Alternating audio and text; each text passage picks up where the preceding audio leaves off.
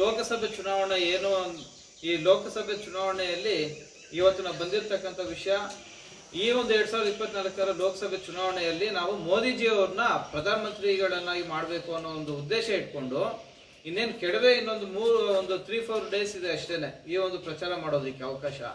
So ಆದ್ರೂ ಇಷ್ಟು ಬೇಗ ನಾವು ಈ ಒಂದು ಕೊನೆ ಹಂತದಲ್ಲಿ ನಾವು ಬಂದಿರತಕ್ಕಂಥದ್ದು, ನಾವು ಸುಮಾರು ಹಳ್ಳಿಗಳನ್ನ ನಾವು ರೀಚ್ ಮಾಡೋದಕ್ಕೆ ಆಗೋದಿಲ್ಲ. ಹಾಗಾಗಿ ನಿಮ್ಮಂತ ಹಿರಿಯರನ್ನ ನಾವು ಮಾತಾಡ್ಸ್ಕೊಂಡು ಹೋದ್ರೆ, ನಿಮ್ಮ ಒಬ್ಬರನ್ನ ನಾವು ಮಾತಾಡ್ಸಿದ್ರೆ ನಿಮ್ಮ ಕಡೆಯಿಂದ ಒಂದು 10 ವೋಟ್ ಬರುವಂತ ಸಾಧ್ಯತೆಗಳು ಅತಿ ಹೆಚ್ಚಿಗೆ ಇರುತ್ತೆ ಅಂತ ಹೇಳಿ ನಾವು ಇವತ್ತು ಈ ಒಂದು ಬೈಪಲ್ಲಿಗೆ ನಾವು ಬಂದಿದ್ದೀವಿ.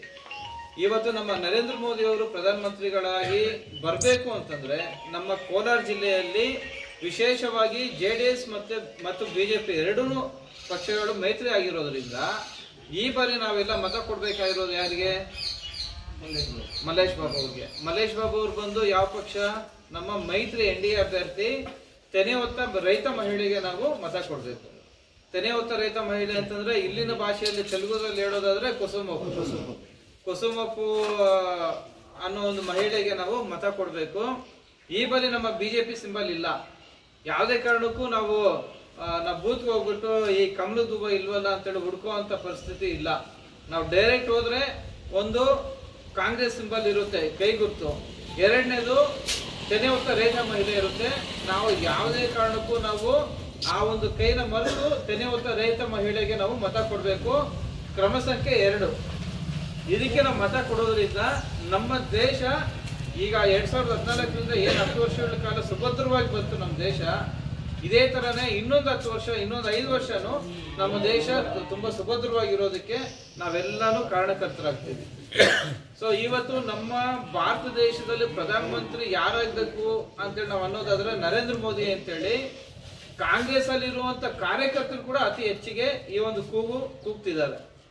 ಕಾಂಗ್ರೆಸ್ ಅಲ್ಲಿ ಇರುವಂತ ಕಾರ್ಯಕರ್ತರು ಕೂಡ ನಮಗೆ ರಾಹುಲ್ ಗಾಂಧಿ ಬೇಡ, ಇಲ್ಲ ಮತ್ತೊಬ್ಬ ಇನ್ಯಾರು ಬೇಡ, ನಮಗೆ ಮಲ್ಲಿಕಾರ್ಜುನ್ ಖರ್ಗೆ ಸಾಹೇಬ್ರು ಬೇಡ, ನಮಗ್ ಬೇಕಾಗಿರೋದು ನರೇಂದ್ರ ಮೋದಿ ಅವರು.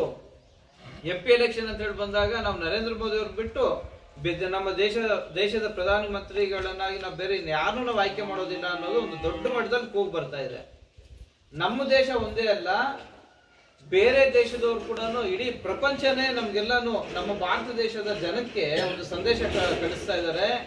ದಯವಿಟ್ಟು ಈ ಒಂದು 2024ರ ಎಲೆಕ್ಷನ್ ಅಲ್ಲಿ ನಿಮ್ಮ ಪ್ರಧಾನಮಂತ್ರಿಗಳಂತ ನರೇಂದ್ರ ಮೋದಿ ಅವ್ರನ್ನ ನೀವು ಕೈ ಬಿಟ್ರೆ ಬೇರೆ ದೇಶದವರು ನಮ್ಮ ದೇಶದ ಜನತೆ ಅಂದ್ರೆ ನಮಗೆ ಒಂದು ಸಂದೇಶ ಕೊಡ್ತಾ ಇರೋದು, ಎಚ್ಚರಿಕೆ ಕೊಡ್ತಾ ಇರೋದು, ನಿಮ್ಮ ದೇಶದ ಪ್ರಧಾನಮಂತ್ರಿಗಳಂತ ನರೇಂದ್ರ ಮೋದಿ ಅವರು ಕೈ ಬಿಟ್ರೆ ನಿಮ್ಮ ದೇಶಕ್ಕೆ ಉಳಿಗಾಲ ಇಲ್ಲ ಅಂತೇಳಿ ಬೇರೆ ದೇಶದ ದೊಡ್ಡ ದೊಡ್ಡ ನಾಯಕರು ನಮ್ಗೆ ಕರೆ ಕೊಡ್ತಾ ಇದ್ದಾರೆ. ಸೊ ಹಾಗಾಗಿ ಇನ್ನ ಈ ಕಾಂಗ್ರೆಸ್ ಸರ್ಕಾರ ಆಗಿರ್ಬೋದು, ಕಾಂಗ್ರೆಸ್ ಪಕ್ಷ ಆಗಿರ್ಬೋದು, ಇವತ್ತು ಜನಕ್ಕೆ ಏನ್ ಕೊಡುಗೆ ಕೊಡ್ತಾ ಇದ್ದಾರೆ ಇದ್ರ ಬಗ್ಗೆ ಎಲ್ಲ ನಾವು ಆಲೋಚನೆ ಮಾಡ್ಬೇಕು. ಬರೀ 2000 ರೂಪಾಯಿ ಫ್ರೀ ಮಹಿಳೆಯರಿಗೆ ಫ್ರೀ ಕೊಡೋದಾಗಿರ್ಬೋದು, ಇಲ್ಲ ಬಸ್ ಉಚಿತ ಕೊಡ್ಬೋದು, ಇದನ್ನೆಲ್ಲ ಎಲ್ಲರಿಗೂ ಅಂದ್ರೆ ಬರೀ 3 ದಿನಗಳ ಕಾಲ ಅಷ್ಟೇನೆ. ಈ 3 ದಿನಗಳಲ್ಲಿ MP ಎಲೆಕ್ಷನ್ ಮುಗಿತಾ ಇದ್ದಂಗೆ, 26ನೇ ತಾರೀಕಿಗೆ MP ಎಲೆಕ್ಷನ್ ಮುಗಿತಾ ಇದ್ದಂಗೆ ಈ 2000 ರೂಪಾಯಿ ಮಹಿಳೆಯರಿಗೂ ಇಲ್ಲ, ಬಸ್ ಫ್ರೀನೂ ಇಲ್ಲ, ಕರೆಂಟ್ ಫ್ರೀನೂ ಇಲ್ಲ, ಯಾವ್ದು ಇಲ್ಲ, ಎಲ್ಲ ಬ್ಯಾನ್ ಮಾಡಾಕ್ತಾರೆ. ಯಾಕೆಂತಂದ್ರೆ ದುಡ್ಡಿಲ್ಲ ಖಜಾನೆಯಲ್ಲಿ. ಇದೇ ನಮ್ಮ ಬಿಜೆಪಿ ಸರ್ಕಾರ ಇದ್ದಾಗ ರೈತರು ಟ್ರಾನ್ಸ್ಫಾರ್ಮ್ ಹಾಕೋಬೇಕು ಅಂತಂದ್ರೆ 25,000 ರೂಪಾಯಿ ಡಿಪಾಸಿಟ್ ಮಾಡ್ತಾ ಇದ್ರು. ಇವತ್ತು 2-2.5 ಲಕ್ಷ ರೂಪಾಯಿ ಡಿಪಾಸಿಟ್ ಕೊಡ್ತಿದ್ದಾರೆ. ಮತ್ತೆ ಫ್ರೀ ಎಲ್ಲಿಂದ ಕೊಡ್ತಿದ್ದಾರೆ? ಕೇಂದ್ರ ಸರ್ಕಾರ 6,000 ರೂಪಾಯಿ ರೈತರಿಗೆ ಅಂತ ಹೇಳಿ ಕೊಡ್ತಿರ್ಬೇಕಾದ್ರೆ ರಾಜ್ಯ ಸರ್ಕಾರ, ಬಿಜೆಪಿ ಸರ್ಕಾರ 4,000 ಕೊಡ್ತಾ ಇತ್ತು. ಆ 4,000 ರೂಪಾಯಿನ ಬ್ಯಾನ್ ಮಾಡಿ ಮಹಿಳೆಯರಿಗೆ 2,000 ಕೊಡ್ತಾರೆ. ಆ ಮಹಿಳೆಯರು ಕೊಡ್ತಿದ್ರೆ ಇದನ್ನೇ ಕಂಟಿನ್ಯೂ ಮಾಡಿದ್ರೆ 4,000 ಬರ್ತಿತ್ತಲ್ಲ ಮನೆಗೆ. ಕರೆಂಟ್ ಬಿಲ್ ಫ್ರೀ ಅಂದ್ರು, ಯೂನಿಟ್ಗೆ 2.5 ರೂಪಾಯಿ ಇತ್ತು, ಇವತ್ತು 7 ರೂಪಾಯಿ. ಇನ್ನು ಫ್ರೀ ಎಲ್ಲಿಂದ ಬಂತು? ಬರೀ ನಾವು ಟೈಟ್ಲ್ ಮಾತ್ರ ಕೇಳೋದಕ್ಕೆ ತುಂಬಾ ಇಂಪಾಗಿರುತ್ತೆ ಫ್ರೀ ಅನ್ನೋ ಶಬ್ದ. ಇಲ್ಲಿ ಬರ್ತಿರೋದು ಏನು ಇಲ್ಲ, ನಮ್ಗೆಲ್ಲ ಬೋಗಸ್. ಮೊನ್ನೆ ನಾವು ನೋಡಿದ್ವಿ ಕಾಂಗ್ರೆಸ್ನ ಇಲ್ಲಿನ ಮುಳಬಾಗಿಲು ತಾಲೂಕಿನ ಕಾಂಗ್ರೆಸ್ನ ಒಂದಷ್ಟು ನಾಯಕರು ಇಡೀ ಪಂಚಾಯತಿನೂ ಓಡಾಡಿ ಒಂದಷ್ಟು ಸಭೆಗಳು ಮಾಡಿ ಕಾಂಗ್ರೆಸ್ ಮತ ಕೊಡ್ಬೇಕು ಅಂತೇಳಿ ಒಂದಷ್ಟು ಸಭೆಗಳು ಮಾಡ್ಕೊಂಡು ಹೋದ್ರು. ಆ ಸಭೆಗಳು ನೋಡಿದ್ರೆ ನಗು ಬರ್ತಾ ಇತ್ತು ನಮ್ಗೆ. ಯಾಕೆ ಅಂತಂದ್ರೆ ಆಗಿನ ಕಾಲದಲ್ಲಿ ನಾವೆಲ್ಲ ಚಿಕ್ಕ ಮಕ್ಕಳಿದ್ದಾಗ ಈ ಕರಡಿನ ಇಟ್ಕೊಂಡು ಊರೂರು ಹೋಗ್ತಿದ್ರಲ್ಲ, ಏನೋ ಈ ಕರಡಿ ತಾಯ್ತಾ ಉಗಿತಾ ಇತ್ತಲ್ವಾ, ಈ ತರ ಒಂದು ಕರಡಿ ಕತೆ ಅಷ್ಟೇನೆ. ಕಾಂಗ್ರೆಸ್ ವೋಟ್ ಕೊಡಿ, ನಾವು ಡೆವಲಪ್ ಮಾಡ್ತೀವಿ, ನಾವು ಇಂಪ್ರೂವ್ಮೆಂಟ್ ಇದೆಲ್ಲ ಸುಳ್ಳಿದು.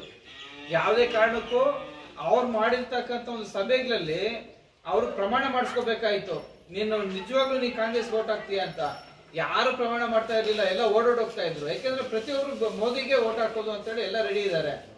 ಆದ್ರೆ ಏನೋ ನಮ್ ಲೀಡರ್ಸ್ ಕರೆದಿದ್ದಾರೆ, ನಾವು ಹೋಗ್ಬೇಕು ಅನ್ನೋ ಒಂದು ಕಾರಣಕ್ಕೆ ಹೋಗಿದ್ದಾರೆ ಹೊರತು ಯಾವುದೇ ಕಾರಣಕ್ಕೂ ಕಾಂಗ್ರೆಸ್ ಮತ ಕೊಡಲ್ಲ, ಮತ ಕೊಡ್ಸೋದು ಇಲ್ಲ. ಸೊ ಹಾಗಾಗಿ ನಾನು ಅತಿ ಹೆಚ್ಚಿಗೆ ನಾನು ಮಾತಾಡೋದಕ್ಕೆ ನಾನು ಇಷ್ಟಪಡಲ್ಲ ಈ ಸಮಯದಲ್ಲಿ. ಯಾಕಂತಂದ್ರೆ ಇನ್ನು ನಮ್ಮ ರಘುನಾಥ್ ಅವ್ರು ಮಾತಾಡ್ತಾರೆ. ದಯವಿಟ್ಟು ಈ ಬಾರಿ 2024 ಲೋಕಸಭೆ ಚುನಾವಣೆಯಲ್ಲಿ ನಾವೆಲ್ಲ ಯಾರು ಮತ ಕೊಡ್ಬೇಕು?